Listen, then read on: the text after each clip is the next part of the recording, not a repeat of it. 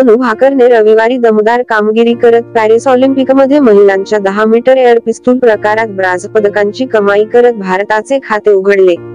भारताची star shooter Manu भाकरने रविवारी महिलांच्या 10 मीटर एअर पिस्टल फायनलमध्ये कांस्य पदक जिंकत नेमबाजीत ऑलिम्पिक पदक मिळवण्याची भारताची 12 वर्षाची प्रतीक्षा संपवली।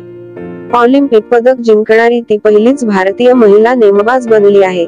लंडन ऑलिम्पिक 2012 नंतर भारतीय नेमबाजीतील हे पहिलेच ऑलिम्पिक पदक आहे। मनू भाकर ही एक भारतीय ऑलिम्पियन आहे जी एअरगन शूटिंग खेळते।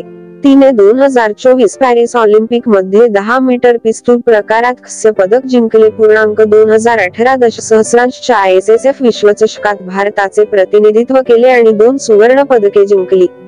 ISSF विश्वचषकात सुवर्ण पदक जिंकणारी ती सर्वात तरुण भारतीय आहे।